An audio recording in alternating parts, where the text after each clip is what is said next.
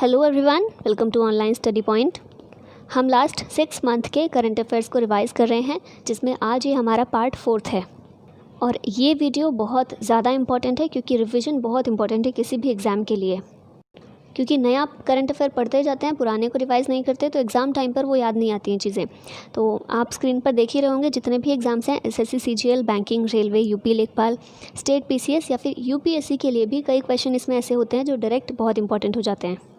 तो इसलिए वीडियो को ज़रूर एंड तक देखिएगा। 50 क्वेश्चन आपको यहाँ पर देखने को मिलेंगे, तो अपना स्कोर भी आप बता सकते हैं कि कितना आपने प्राप्त किया। रिवाइज़ करके ही, मैं उम्मीद कर रही हूँ रिवाइज़ करके ही आप इसको देख रहे होंगे।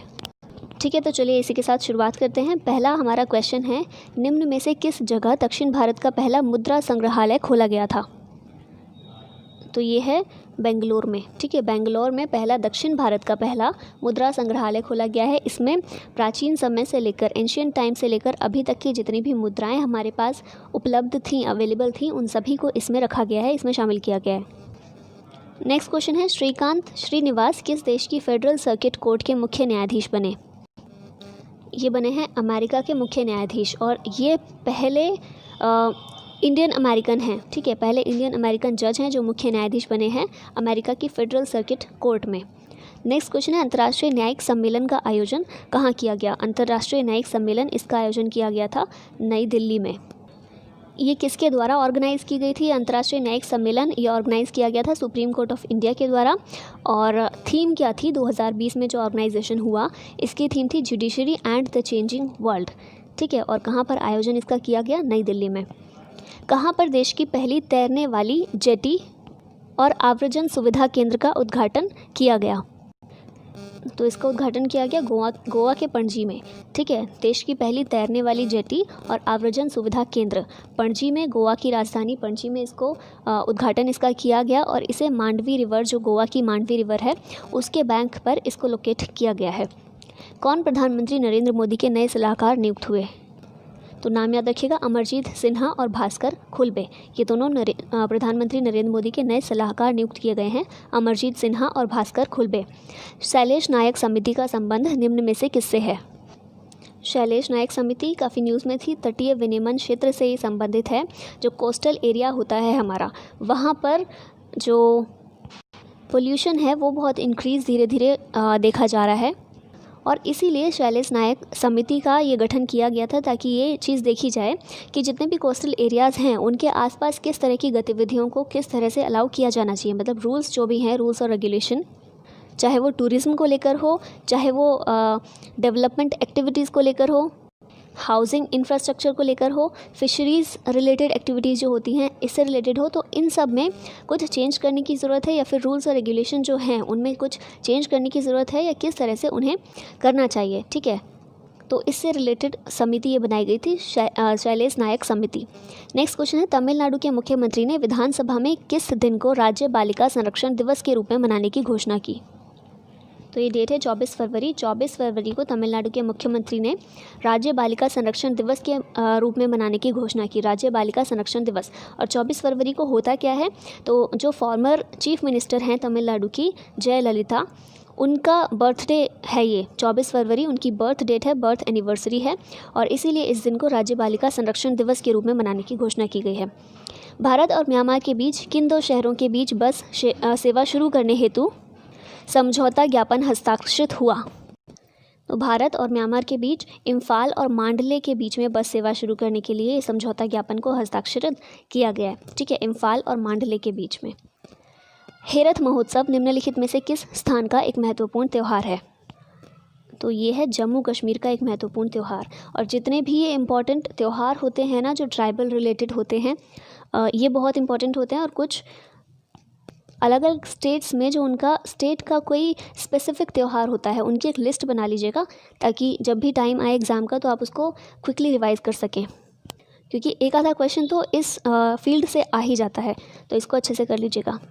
हेरथ महोत्सव ये जम्मू और कश्मीर का है। वन्य जीवों की प्रवासी प्रजातियों के संरक्षण पर 13वां कॉन्फ्रेंस ऑफ पार्टीज़ यानी कि COP13 ये कहाँ आयोजित हुआ?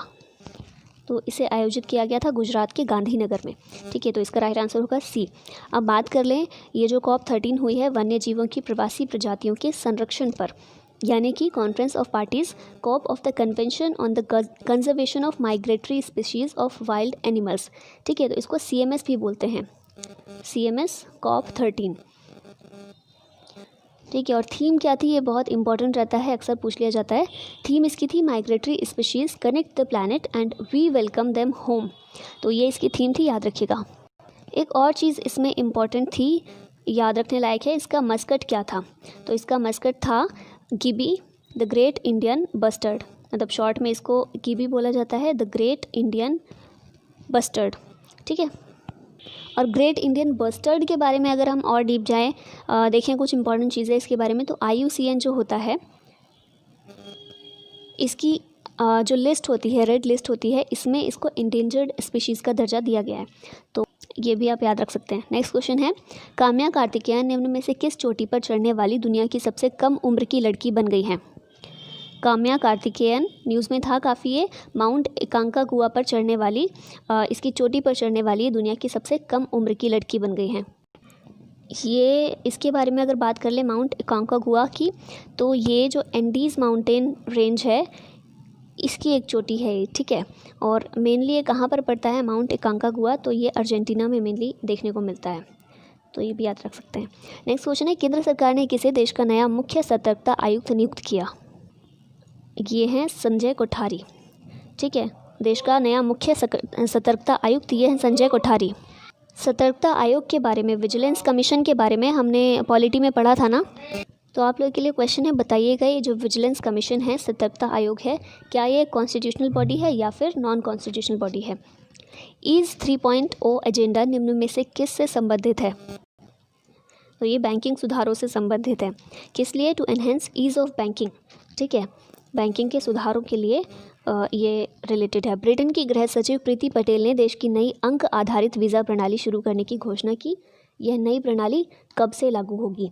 तो ये नई प्रणाली को लागू किया जाएगा 1 जनवरी 2021 से। कौन सा भारतीय football club AFC champions league के ग्रुप चरण के लिए अर्हता प्राप्त करने वाला पहला भारतीय फुटबॉल क्लब बना है। तो ये है FC गोवा। FC यानी कि फुटबॉल क्लब गोवा का।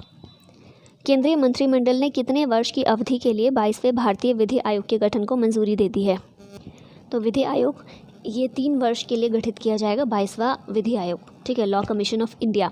और इसकी बात करें तो एक चेयरपर्सन होते हैं, इनके अलावा इसमें 4 फुल टाइम मेंबर्स भी होते हैं। और मेनली ये काम करता है लीगल रिफॉर्म्स के लिए। कौन सी मिनिस्ट्री के अंदर आता है, ministry of law and justice के अंतर्गत ये आता है। चेन्नई में संपन्न NTT ASTC triathlon Asia cup 2020 के पुरुष वर्ग का खिताब किसने जीत लिया। तो ये जो पुरुष वर्ग का खिताब था ओगजेन स्टोजानोविच। ठीक है, इन्होंने ये खिताब जीता है। किस फुटबॉलर ने 1000वां मैच खेलने की उपलब्धि प्राप्त की। 1000वां मैच ये क्रिस्टियानो रोनाल्डो, इन्होंने 1000वां मैच अभी खेलकर अभी मतलब फरवरी 2020 में खेलकर ये उपलब्धि प्राप्त की है। चित्र भारती फिल्म महोत्सव का 3रा संस्करण कहाँ आयोजित किया गया था। ये आयोजित किया गया था अहमदाबाद में। चित्र भारती फिल्म महोत्सव अहमदाबाद में। टेबल टेनिस प्रतियोगिता हंगेरियन ओपन 2020 के पुरुष युगल का रजत पदक अंचिता शरथ कमल ने किस जोड़ीदार के साथ जीता। तो अचंता शरथ कमल ने ये जो पदक है ये गड़ाना शेखरन साथियान इनके साथ में ये जीता है, मतलब इन दोनों ने मिलकर जोड़ी के रूप में ये पदक जीता है टेबल टेनिस प्रतियोगिता हंगेरियन ओपन 2020 का। एशियन कुश्ती चैंपियनशिप 2020 ये कहाँ संपन्न हुई। एशियन कुश्ती चैंपियनशिप नई दिल्ली भारत में। ठीक है, 1000 स्प्रिंग्स पहल भुवनेश्वर में किस मंत्रालय द्वारा शुरू की गई थी। तो ये शुरू की गई जनजातीय मामलों के मंत्रालय के द्वारा। जनजातीय मामलों के मंत्रालय द्वारा मतलब कि ट्राइबल एरिया से रिलेटेड होगा। और क्या है इस पहल के अंतर्गत 1000 स्प्रिंग पहल, ये क्या है, GIS बेस्ड स्प्रिंग एटलस है। ठीक है, एक ऑनलाइन पोर्टल पर एक GIS बेस्ड स्प्रिंग एटलस है जिसमें कि एक्सेस किया जा सके सेफ़ और एडिक्वेट वाटर किसके लिए, ट्राइबल एरियाज़ के लिए। जनजातीय मामलों के मंत्रालय ने शुरुआत की, तो मतलब जनजातीय लोगों के लिए सेफ़ वाटर की व्यवस्था की जा सके और किस तरह से उसको की जाए, उसी के लिए एक ऑनलाइन पोर्टल ये लॉन्च किया गया है। 34वें कांस ओपन चेस टूर्नामेंट 2020 का खिताब किसने जीता है? तो ये खिताब जीता गया है डी गुकेश के द्वारा। भारत के किस क्रिकेट स्टेडियम को gold green building rating award से सम्मानित किया गया? तो ये है अहमदाबाद का मोटेरा स्टेडियम।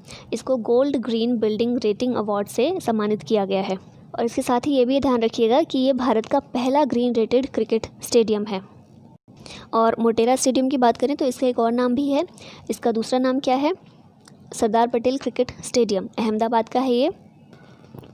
हाल ही में ब्लेचर रिपोर्ट द्वारा जारी आंकड़ों के अनुसार एक ट्वीट से विश्व में सबसे ज़्यादा कमाई करने वाला खिलाड़ी कौन है? तो ये हैं क्रिस्टियानो रोनाल्डो, जिन्होंने 1000वां मैच खेला है। उन्होंने ही एक ट्वीट से विश्व में सबसे ज़्यादा कमाई की है और इसी के साथ ही ऐसे पहले खिलाड़ी हैं। केंद्रीय मंत्रिमंडल ने किसकी अध्यक्षता में एक अधिकार प्राप्त प्रौद्योगिकी समूह के गठन को मंजूरी दी? तो इसकी अध्यक्षता की गई है प्रमुख वैज्ञानिक सलाहकार के द्वारा। भारत सरकार के जो प्रमुख वैज्ञानिक सलाहकार हैं उनके द्वारा ये अध्यक्षता की गई है प्रौद्योगिकी समूह की। और कौन है ये प्रमुख वैज्ञानिक सलाहकार? तो नाम याद रखिएगा, प्रोफेसर के विजय राघवन। ठीक है, के विजय राघवन। हाल ही में धनुषकोडी में प्रकाश स्तंभ के निर्माण हेतु आधारशिला रखी गई। तो पूछा गया Dhanushkodi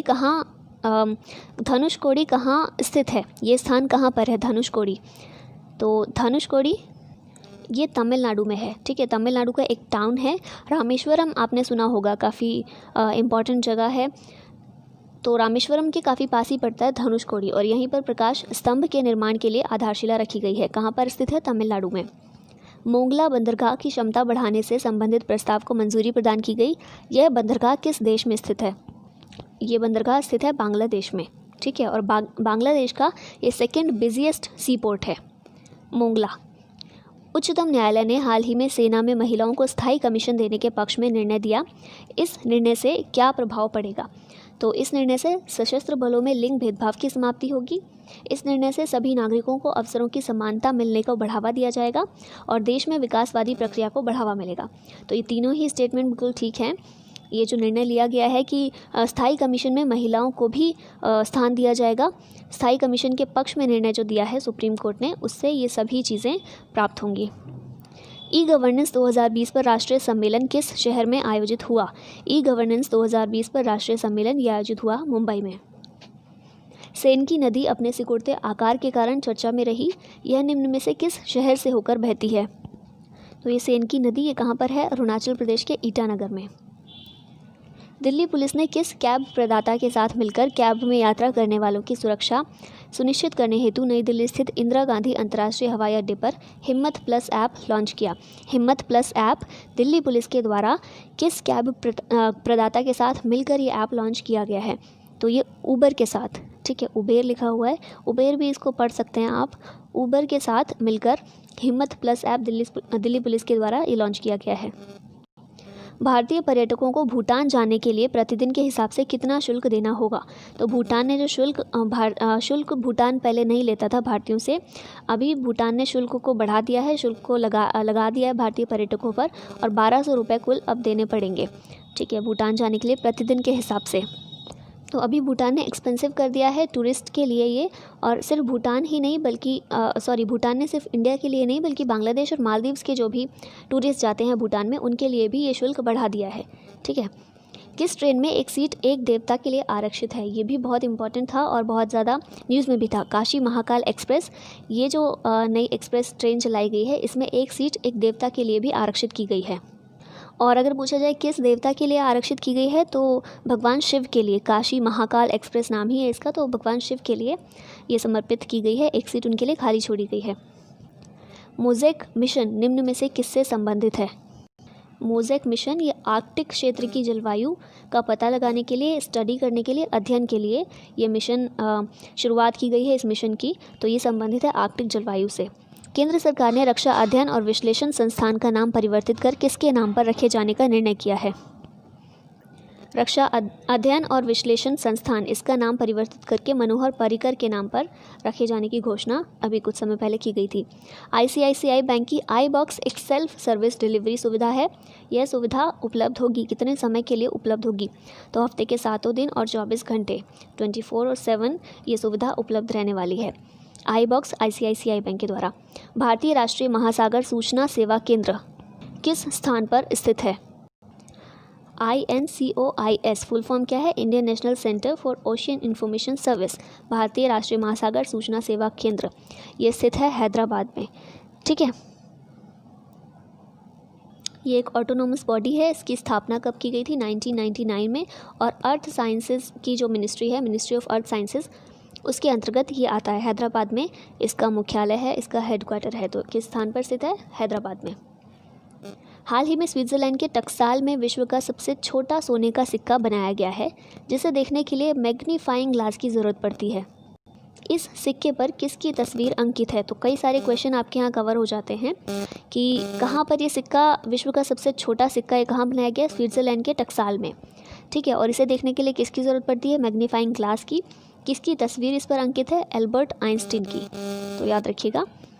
the Times Higher Education emerging economies universities ranking में भारतीय विज्ञान संस्थान IISc को उभरती हुई अर्थव्यवस्थाओं के शीर्ष 100 विश्वविद्यालयों की सूची में कौन सा स्थान प्राप्त हुआ है? तो इन 100 विश्वविद्यालयों की सूची में भारत को 16वां स्थान प्राप्त हुआ है, भारत के IISc को। जूनियर पुरुष हॉकी वर्ल्ड कप 2021 का आयोजन किस देश में किया जाएगा? तो इसका आयोजन किया जाएगा भारत में। पुस्तक infinity variety of army life ये किसने लिखी है? इसकी राइटर हैं वरुणा वर्मा। ठीक है, तो आंसर होगा C, infinity variety of army life, Varuna Verma.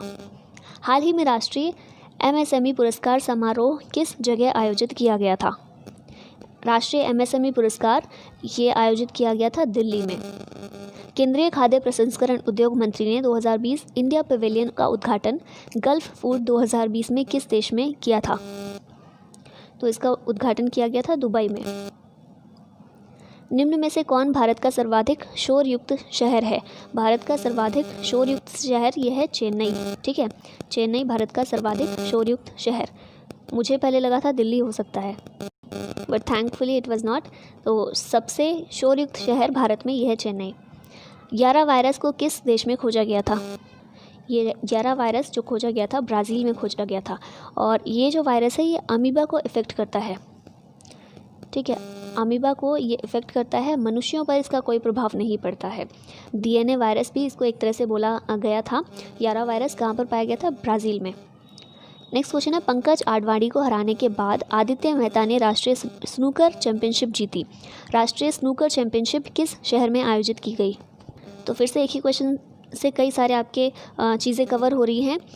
Pankaj Advani को हराकर आदित्य मेहता ये राष्ट्रीय स्नूकर चैंपियनशिप के विजेता रहे और ये चैंपियनशिप कहाँ हुई थी? पुणे में हुई थी। पद्मश्री से सम्मानित गिरिराज किशोर का हाल ही में निधन हो गया है। वह किस क्षेत्र से जुड़े हुए थे? तो ये जुड़े हुए थे उपन्यासकार। ठीक है, ये एक उपन्यासकार थे गिरिराज किशोर। किस शहर में अपशिष्ट से कला संग्रहालय खोला गया है? तो ये खोला गया है गंजम में। गंजम कहाँ है? उड़ीसा का एक ये टाउन है गंजम। ठीक है, तो यहीं पर ये खोला गया अपशिष्ट से कला संग्रहालय। और लास्ट क्वेश्चन है आज का, श्रीलंका के वर्तमान प्रधानमंत्री का नाम बताइए। आई थिंक ये इसका आंसर तो आप लोग को ही बताना चाहिए। श्रीलंका के वर्तमान प्रधानमंत्री कौन है? गोतबाया राजपक्षे, महिंदा राजपक्षे, गोविंद राजपक्षे या फिर महेंद्र राजपक्षे। इन चारों में से अपना आंसर बताइएगा। और इसी के साथ हमारा आज का सेशन समाप्त होता है। अपना स्कोर भी ज़रूर बताइएगा, और स्कोर क्योंकि अब 49 से हो जाएगा, ये क्वेश्चन अलग से बताइएगा। 49 में से आपने कितने ठीक किए वो बताइएगा। ऑलराइट, तो इसी के साथ अब मिलेंगे नेक्स्ट वीडियो में। Thank you very much for watching this.